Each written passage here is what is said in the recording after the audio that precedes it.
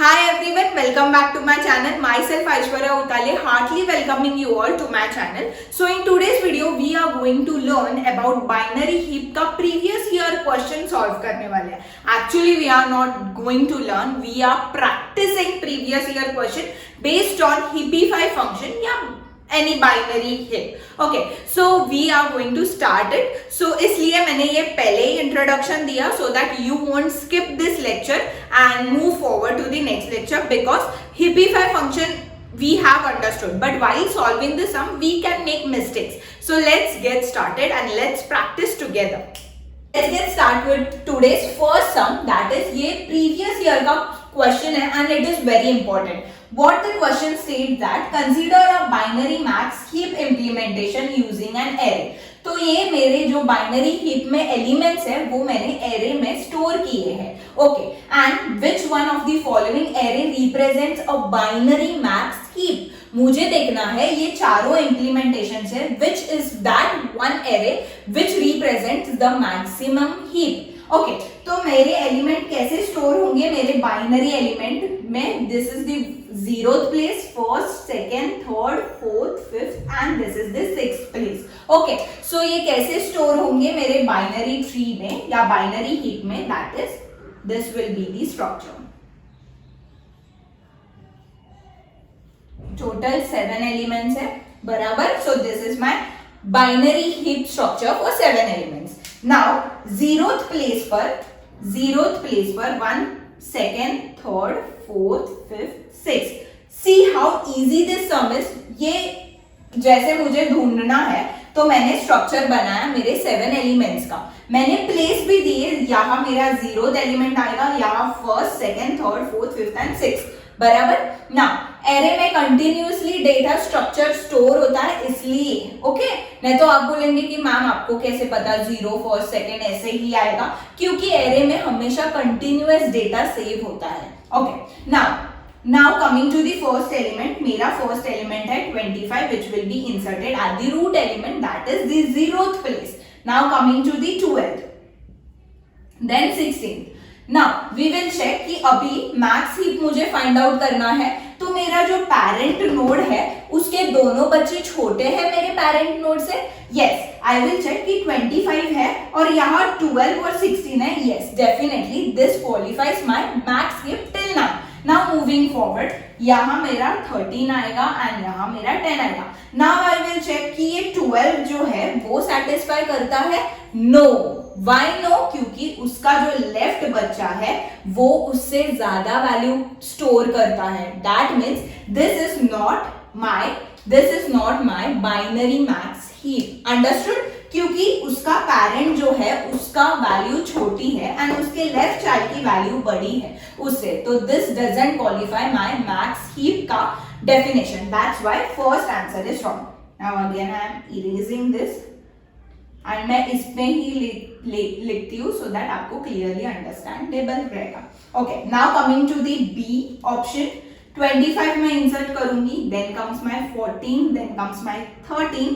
Till now it's okay, ये binary max heap है. Now comes 16 and 10. Now again at the same place मेरा 14 जो value है मेरे पेरेंट की वो छोटी है मेरे लेफ्ट चाइल्ड से. So this doesn't qualifies my max heap property. So my B option is also wrong. Okay, moving to the next option. Okay.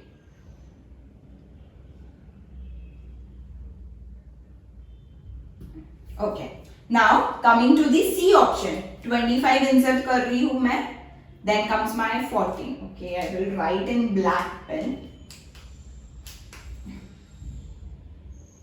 25 insert कर रही हूं मैं पहले, then comes my 14, then comes my 16, then comes my 13, then comes my 10.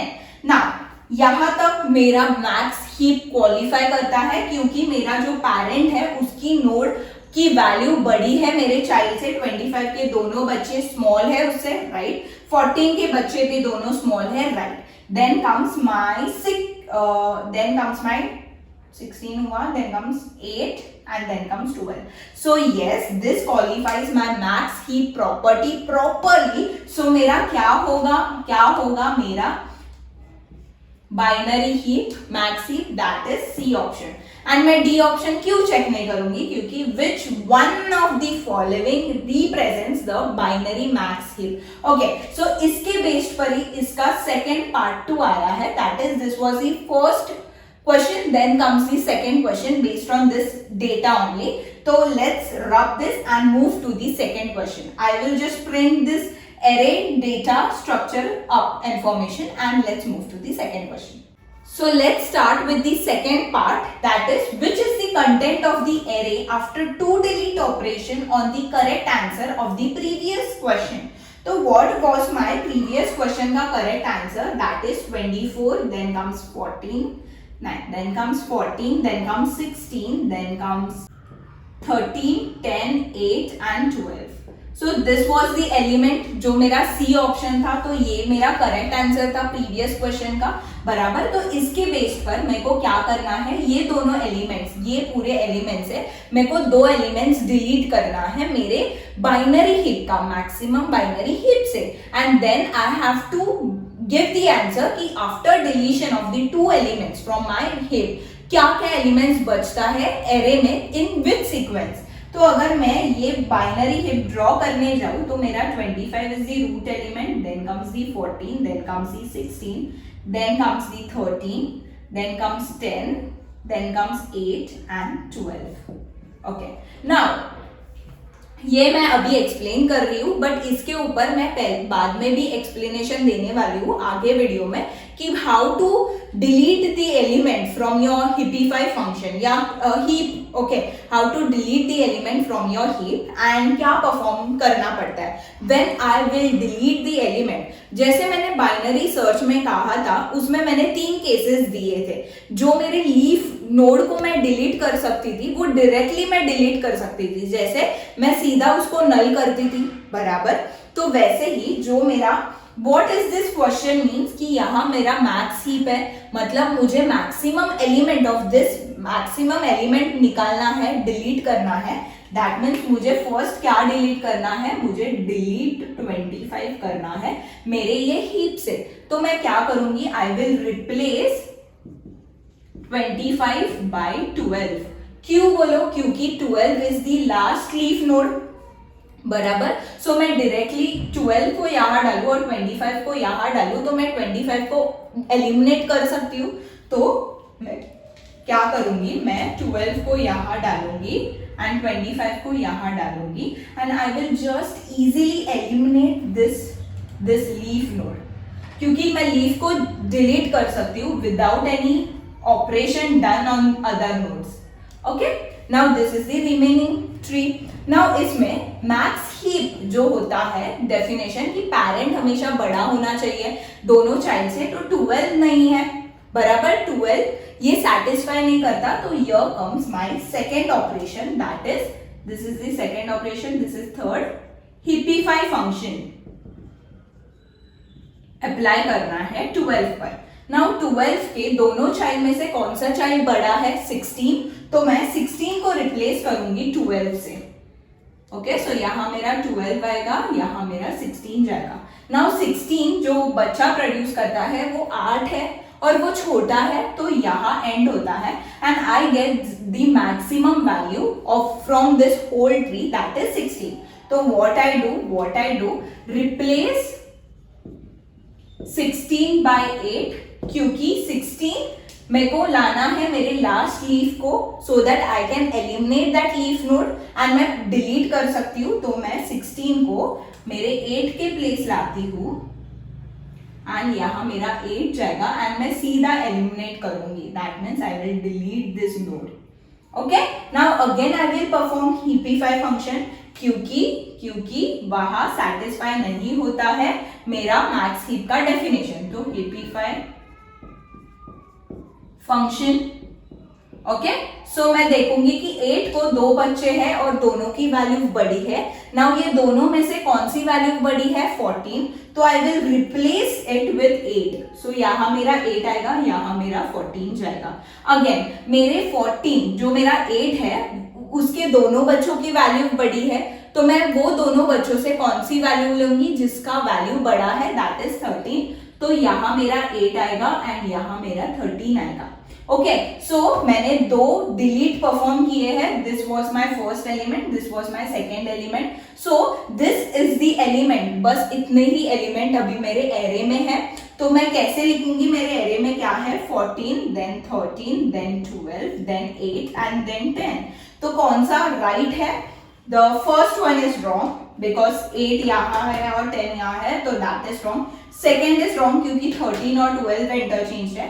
C is wrong because 8 और 12 interchange है, so the answer correct is D. Understood how I performed these two operations and two sums एक साथ. So let's move to the last sum, the third sum.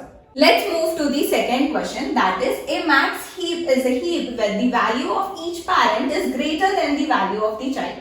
Which of the following is the max heap? You have to find out कि ये चारों में से कौन सा है max heap. Okay, moving to the first का पहले स्ट्रक्चर देके we will understand ये max heap है ही नहीं, क्योंकि max heap मेरे complete binary tree जैसा होता है. That means the zeroth level is filled, then the first, then the second, then the third, and जो last होगा वो थोड़ा इनकम्प्लीट होगा या ऑलमोस्ट कंप्लीट होगा.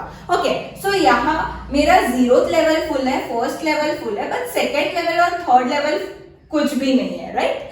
तो इसलिए ये पहले ही कट हो जाता है मेरे ऑप्शन से. ओके, मैं चेक भी नहीं करूंगी. अगर इवन दो ये प्रॉपर्टी सेम होगी, still I won't check it because the structure is wrong of this binary heap. Now moving to the B option. पहले मैं क्या बोली? 10 है, 10 को दो बचे हैं, 8 एंड 6. 8 एंड 6 दोनों छोटे हैं मेरे 10 से. यस, यहां तक ये मेरा मैक्स हीप है. नाउ 8 को भी दो बचे हैं, दैट इज 4 एंड 5. यस, 8 से 4 एंड 5 छोटे हैं, तो यहां तक भी ठीक है, ये मेरा मैक्स हीप है. Now moving forward, 6, 1 and 2. 6 बड़ा है मेरे दोनों साइड से, तो obviously this is my max heap. Now moving forward, C में 10 को दो बचे हैं, 8 एंड 6. यहाँ वैलिडेट होता है कि यहाँ तक मैक्स हीप है. Okay, now 8, 4, 8. अरे, मेरे पेरेंट और मेरा चाइल्ड की वैल्यू सेम हो सकती है मेरे मैक्स हीप में? No. What the definition states that मेरा पेरेंट का नोड जो होगा वैल्यू ग्रेटर होनी चाहिए मेरे चाइल्ड से, तो ये बाय डिफॉल्ट रॉन्ग होगा. Moving to D option. यार देखते ही समझ जाओगे कि कहाँ रॉन्ग है, बट लेट्स एक्सप्लेन इट. 10 को दो बचे 2 एंड 8, इट्स फाइन. 2 को दो बचे 1 एंड 4. राइट चाइल्ड बड़ा है उसके पेरेंट्स से, तो ये डायरेक्टली एलिमिनेट होता है मेरे मैक्स हीप के प्रॉपर्टी से. सो ये था basic easy sums based on max heap and how to use the heapify option and function. इसलिए मैंने ये वीडियो बनाया था. So ये two sums are very important because ये गेट प्रीवियस ईयर से आए थे and so that थोड़ा conceptually व्यू मिलेगा आपको कि कैसे होता है ये सब. इसलिए that's it for today's video. I hope you enjoyed this sum and you have a great practice today. Next lecture में मिलते हैं, इसलिए you have to like, share and subscribe to my channel. ये भूलना मत, फ्री का काम है, फ्री के चीजें लोगों को पसंद है. That's it for today's video. Have a nice day. Bye bye. Love.